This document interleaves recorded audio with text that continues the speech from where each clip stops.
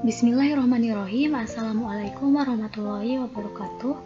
Saya Rizky Nur Fauji Almasum dengan NIM 11820600097 dari kelas 5C Pendidikan Biologi UIN Sunan Gunung Jati Bandung. Untuk memenuhi tugas UAS mata kuliah biokimia, saya akan menjelaskan materi tentang hormon. Pengertian hormon. Hormon berasal dari kata hormain yang artinya memacu atau merangsang. Hormon adalah senyawa organik yang dihasilkan oleh kelenjar endokrin. Hormon berfungsi mengatur pertumbuhan, reproduksi, tingkah laku, keseimbangan, dan metabolisme. Ciri-ciri dari hormon. Yang pertama, diproduksi dan disekresikan ke dalam darah oleh sel kelenjar endokrin dalam jumlah sangat kecil. Kedua, mengadakan interaksi dengan reseptor khusus yang terdapat di sel target. Yang ketiga, memiliki pengaruh mengaktifkan enzim khusus. Dan yang keempat, memiliki pengaruh tidak hanya terdapat satu sel target, tetapi dapat juga mempengaruhi beberapa sel target berlainan. Faktor yang mempengaruhi kerja hormon. Yang pertama, kecepatan sintesis hormon dan sekresi hormon dan kelenjarnya. Kedua, sistem transportasi hormon di dalam plasma. Ketiga, reseptor hormon khusus yang terdapat pada organ sasaran yang berbeda dengan letak reseptornya. Yang keempat, kecepatan degradasi hormon. Dan yang kelima, kecepatan perubahan hormon dari bentuk inaktif menjadi bentuk yang aktif. Di manakah hormon berada? Pada makhluk hidup, khususnya manusia, hormon dihasilkan oleh kelenjar yang tersebar dalam tubuh. Cara kerja hormon butuh waktu lama, berbeda dengan saraf. Alasannya, karena hormon yang dihasilkan akan langsung diedarkan oleh darah melalui pembuluh darah, sehingga memerlukan waktu yang panjang. Kelenjar dalam tubuh manusia. Yang pertama ada kelenjar eksokrin, yaitu kelenjar yang mempunyai saluran khusus dalam menyalurkan hasil sekretnya, yaitu kelenjar-kelenjar pencernaan. Yang kedua, kelenjar endokrin, yaitu kelenjar yang tidak mempunyai saluran khusus dalam penyaluran hasil sekretnya, yaitu kelenjar hipofisis, tiroid, adrenal, dan lain-lain. Kelenjar berdasarkan letak. Yang pertama ada hipotalamus. Hipotalamus terletak pada bagian ventral, meliputi hipofisis, dan struktur-struktur lainnya yang berkaitan. Kelenjar hipotalamus berfungsi untuk menstimulasi adenohipofisis untuk melepaskan hormon-hormonnya.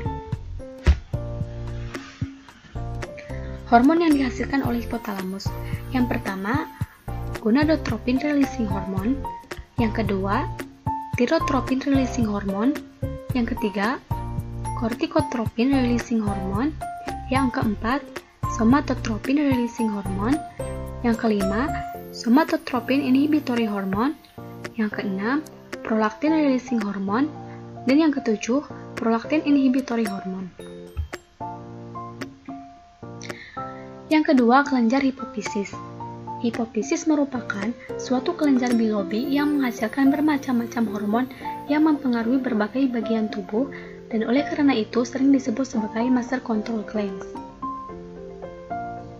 Hipofisis merupakan suatu kelenjar yang lengkap, yang terdiri dari yang pertama lobus anterior, menghasilkan hormon FSH, LH, hormon LTH, hormon TSH, hormon ACTH, dan hormon MSH. Yang kedua lobus posterior, menghasilkan hormon ADH dan hormon oksitosin. Yang ketiga kelenjar tiroid. Kelenjar tiroid terdapat pada semua vertebrata. Jumlahnya sepasang yang merupakan lobus yang berbentuk perisai yang saling dihubungkan. Tiap-tiap lobus mempunyai lobuli yang di masing-masing lobuli terdapat polikel dan parafolikuler. Di dalam polikel ini terdapat rongga yang berisi koloid di mana hormon-hormon disintesa. Kelenjar tiroid menghasilkan hormon tiroksin dan triodetrironin. Yang keempat, kelenjar paratiroid. Kelenjar paratiroid menempel pada bagian anterior dan posterior kedua lobus kelenjar tiroid. Oleh karenanya, kelenjar paratiroid berjumlah 4 buah. Kelenjar ini terdiri dari dua jenis sel, yaitu sheath cell dan oksipil sel. Sip sel merupakan bagian terbesar dari kelenjar paratiroid, mensintesa dan mensekresi hormon paratiroid. Kelenjar paratiroid menghasilkan hormon PTH. Yang kelima, kelenjar adrenal. Kelenjar ini berbentuk bola, menempel pada bagian atas ginjal. Pada setiap ginjal terdapat satu kelenjar suprarenal dan dibagi atas dua bagian, yaitu bagian luar atau korteks dan bagian tengah atau medula. Kelenjar adrenal menghasilkan hormon aldosteron yang merupakan tipe hormon steroid. Hormon aldosteron berfungsi untuk metabolisme elektrolit dan air. Kelenjar adrenal dibagi menjadi dua kelenjar, yaitu kelenjar korteks dan kelenjar medula. Korteks menghasilkan hormon kortikosteroid dan medula menghasilkan hormon adrenalin dan hormon noradrenalis. Yang keenam, kelenjar pankreas. Kelenjar pankreas menghasilkan hormon. Yang pertama, hormon glukagon, berfungsi untuk memberi tanda pada hati dan otot untuk memecah glikogen menjadi glukosa dan mengeluarkannya kembali ke dalam aliran darah. Yang kedua, hormon insulin, berfungsi untuk metabolisme protein, karbohidrat, dan lemak, sehingga apabila kekurangan insulin akan menyebabkan diabetes mellitus. Yang ketujuh, ada kelenjar mukosa usus. Membran mukosa usus yang membatasi ventriculus dan intestinum menghasilkan beberapa hormon. Pada ventriculus dihasilkan gastrin yang merangsang sekresi enzim atau cairan gastrikus. Kemudian yang kedelapan adalah kelenjar testis. Testis mempunyai sejumlah hormon jantan yang disebut androgen. Yang paling potensi dari androgen adalah testosteron. Yang kesembilan yaitu ovarium. Ovarium mensintesa 3 macam hormon, yaitu estrogen, progesteron, dan relaksin. Estrogen dan progesteron adalah hormon steroid, sedangkan relaksin adalah polipeptida. Mekanisme kerja hormon. Reseptor. Hormon bekerja melalui pengikatan dengan reseptor spesifik. Pengikatan dari hormon ke reseptor ini pada umumnya memicu suatu perubahan penyesuaian pada reseptor sedemikian rupa sehingga menyampaikan informasi kepada unsur spesifik lain dari sel. Reseptor ini terletak pada permukaan sel atau intraselular. Interaksi permukaan hormon reseptor memberikan sinyal pembentukan dari messenger kedua. Interaksi hormon reseptor ini menimbulkan pengaruh pada ekspresi gen. Interaksi hormon reseptor. Hormon menemukan permukaan dari sel melalui kelarutannya, serta disosiasi mereka dari protein pengikat plasma. Hormon yang berikatan dengan permukaan sel, kemudian berikatan dengan reseptor. Hormon steroid tampaknya mempenetrasi membrana plasma sel secara bebas dan berikatan dengan reseptor sitoplasmik.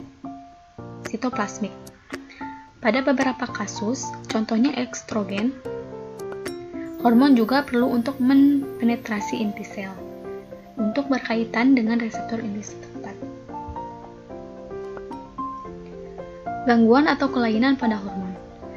Gangguan hormon terjadi ketika kelenjar penghasil hormon di dalam tubuh terganggu. Kondisi ini membuat jumlah hormon yang dihasilkan kurang atau justru terlalu banyak, sehingga fungsi organ tubuh tertentu terganggu dan muncul berbagai masalah kesehatan. Berikut ini adalah beberapa jenis penyakit yang umum terjadi karena pengaruh gangguan hormon. Yang pertama, sindrom Cushing. Kondisi ini terjadi karena kelenjar pituitari terlalu aktif, sehingga menyebabkan tubuh terlalu banyak menghasilkan hormon kortisol. Sindrom Cushing bisa disebabkan oleh efek samping obat kortikosteroid dosis tinggi atau jangka panjang, faktor genetik, hingga tumor pada kelenjar pituitari atau kelenjar adrenal. Yang kedua ada hipopituitarisme. Kondisi ini terjadi ketika kelenjar pituitari tidak mampu memproduksi hormon dengan jumlah yang memadai, sehingga penderitanya mengalami kekurangan hormon. Kekurangan hormon yang dihasilkan kelenjar pituitari dapat menimbulkan masalah kesehatan yang beragam. Pada anak, hipopituitarisme dapat menyebabkan gangguan perkembangan, sedangkan pada orang dewasa, kondisi ini berpotensi menyebabkan kemandulan atau infertilitas. Demikian pemaparan materi dari saya. Mohon maaf apabila banyak kekurangannya. Wassalamualaikum warahmatullahi wabarakatuh.